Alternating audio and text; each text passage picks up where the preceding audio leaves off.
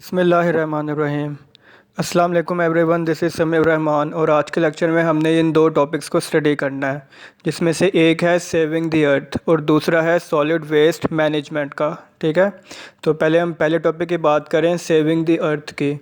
The earth is the only planet in our solar system where life can survive. अब इतने बड़े solar system में सिर्फ एक प्लैनेट अर्थ ही है जो कि ह्यूमन बींग्स की लाइफ को सपोर्ट करता है, यानी कि कुछ फेवरेबल एनवायरनमेंट सिर्फ प्लैनेट अर्थ पे ही मौजूद है जिस पे एक इंसान ज़िंदा रह सकता है। यहाँ का एक एनवायरनमेंट ऐसे जिस पे इंसान ज़िंदा रह सकता है। तो कोई भी ऐसी ह्यूमन एक्टिविटी जिससे अर्थ को शदीद नुकसान होने का ख़तरा हो, हमें उससे ग्रेज़ करना चाहिए, उससे बचना चाहिए। Pollutants are harmful to the life on earth. We should keep the earth's environment clean and healthy. हमने कुछ एयर पोल्यूटेंट्स पढ़े थे और जो कि हमारी ज़िंदगी के लिए बहुत ज़्यादा नुकसानदेह हैं। सिर्फ हमारे ही नहीं बल्कि जितने भी लिविंग थिंग्स हैं यहाँ पे, चाहे वो एनिमल्स हों, चाहे वो बर्ड्स हों, चाहे वो प्लांट्स हों, चाहे वो एक्वेटिक लाइफ हो, कोई भी हो, उन सब के लिए ये पोल्यूटेंट्स बहुत ज़्यादा हार्मफुल हैं, ये नुकसानदेह हैं। We should keep the earth's environment clean and healthy. इसलिए ज़रूरी है कि हम अर्थ के माहौल को साफ़ सुथरा रखें। Following measures can be taken for saving the earth from the toxic effects of pollutants. अब अगर तो ए पोल्यूटेंट्स एनवायरनमेंट में रिलीज़ हो रहे हैं और इनके काफ़ी ज़्यादा टॉक्सिक इफेक्ट्स, टॉक्सिक का मतलब होता है जहरीले, इफेक्ट्स का मतलब होता है असरअंदाज होना। तो अगर तो कुछ ऐसे पोल्यूटेंट्स मौजूद हैं जिससे अर्थ पे काफ़ी ज़्यादा टॉक्सिक इफेक्ट्स आ रहे हैं, तो हम ये फॉलोइंग मेजर्स ले सकते हैं। मेजर्स का मतलब होता है इक़दामात उठाना, कदम की जमा है इक़दामात, इक़दामात उठाना। हाँ जी, solid waste management. Solid waste में अक्सर ये प्लास्टिक वेस्ट वगैरह शामिल आ जाता है।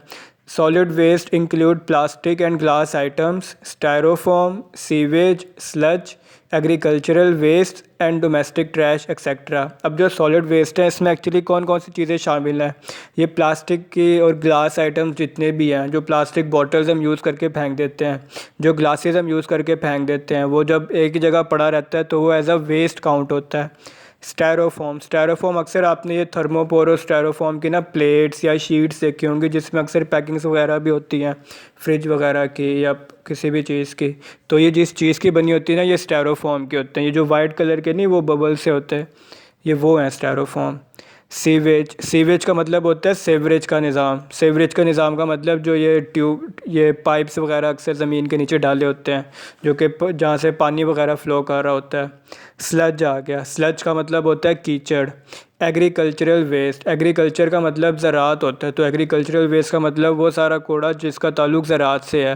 And domestic trash etcetera, domestic trash का मतलब जो घरों में जो कूड़ा मौजूद होता है। These waste pollute the earth's environment when dumped on open places or burnt।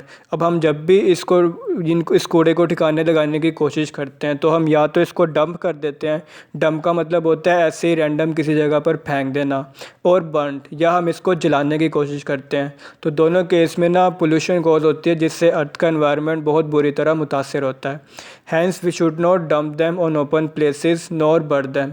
तो हमें ना ही इन्हें डंप करना चाहिए, डंप का मतलब होता है फेंकना, और ना ही हमें इन्हें खुली जगहों पर जलाना चाहिए।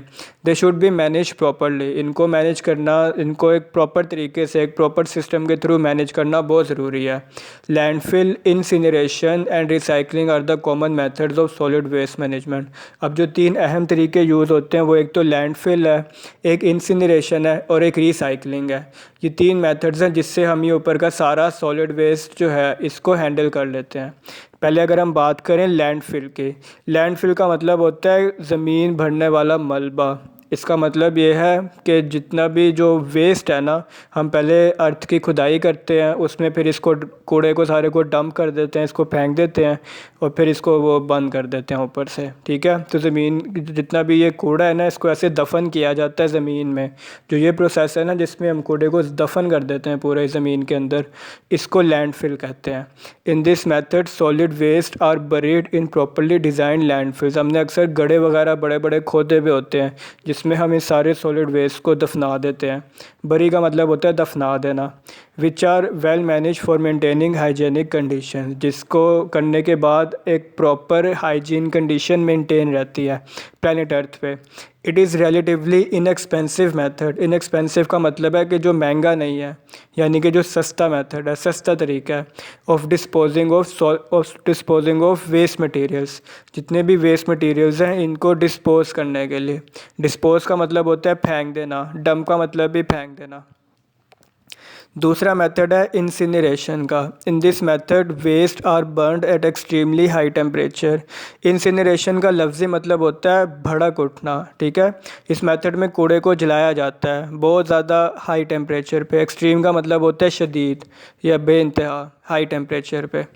तीसरा मेथड जिसके थ्रू हम सॉलिड वेस्ट को मैनेज कर रहे हैं वो है रिसाइकलिंग का। इस मेथड में जितने भी प्लास्टिक आइटम्स हैं, जैसे कि प्लास्टिक बॉटल्स हैं, पॉलीथीन बैग्स हैं। पॉलीथीन बैग्स का मतलब ये शॉपर्स वगैरह डिफरेंट जो कि आप मार्केट से ख़रीदते वक्त लेते हो। Glass pieces, aluminium and steel cans. Aluminium and steel cans में अक्सर ये बोतलें वगैरह आ जाती हैं जो टिन के हैं, कोका कोला का टिन कैन हो गया या इस तरह से डिफरेंट ड्रिंक्स के। Copper wires etcetera are collected separately. इनको पहले ना सेपरेटली हम कलेक्ट करते हैं, उसके बाद क्लीन का मतलब होता है साफ़ कर देना। फिर मेल्टेड, इनको मेल्ट किया जाता है। And moulded into new products. Moulded का मतलब होता है नए सांचे में डालना या नई शेप में डालना, नई शक्ल सूरत में डालना, ठीक है। इनको पहले सेपरेट किया जाता है, फिर इनकी क्लीनिंग होती है, फिर इनको हाई टेम्परेचर पे मेल्ट किया जाता है, फिर जो भी नई शेप होती है उस हिसाब से इसको मोल्ड किया जाता है। In this way they are use again and again to reduce pollution. इस मेथड के थ्रू हम इनको बार बार यूज़ करते हैं ताकि पोल्यूशन कम से कम हो सके। तो अगर हम बात करें, अच्छा आप लोगों ने डायरी पे एक तो जो टॉपिक है ना सॉलिड वेस्ट मैनेजमेंट का, सिर्फ यही याद करना है और यही लिखना है। इसकी मैं आपको भी मार्किंग बता देता हूँ। जो इससे ऊपर वाला टॉपिक है ना सेविंग दी अर्थ का, वो सिर्फ रीडिंग की हद तक ही है, वो आमतौर पर उसमें से कुछ आता नहीं है। सॉलिड वेस्ट मैनेजमेंट का आपने लॉन्ग क्वेश्चन लिखना है, एक्सप्लेन सॉलिड वेस्ट मैनेजमेंट। उसके आंसर में एक तो आपने ये पहली 2 लाइनें लिखनी है जो कि स्टार्ट हो रहा है solid waste include plastic and glass items, यहाँ से लेके डोमेस्टिक ट्रैश एक्सेट्रा। एक तो ये 2 लाइनें लिख ली हैं। उसके बाद जो ये 3 हेडिंग्स हैं ना, लैंडफिल, इंसिनरेशन और रिसाइकलिंग, ये तीनों पूरी पूरी लिखनी है। आपने लैंडफिल की हेडिंग दे के स्टार्ट करना है, in this method solid waste, ये पूरा लिख लेना है। इंसिनरेशन वाली जो हेडिंग है ये पूरी लिखनी है। रिसाइकलिंग पूरी लिखनी है, जहाँ तक ये एंड में लिखा हुआ है use again and again to reduce pollution, यहाँ तक। ये कंप्लीट आपका एक लॉन्ग क्वेश्चन है जो कि इंपॉर्टेंट है। ये लैंडफिल, इंसिनरेशन और रिसाइकलिंग में से कोई एक आ जाता है अक्सर शॉर्ट में, तो आपने ना इसको अच्छे से याद करना है, ठीक है। डायरी में आपने इसको याद भी करना है और इसको लिखना भी है।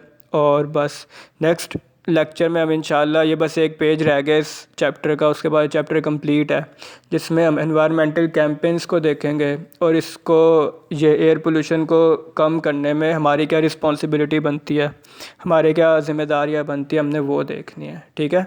तो इसी के साथ लेक्चर कंप्लीट करता हूँ आपका, और अल्लाह हाफ़िज़।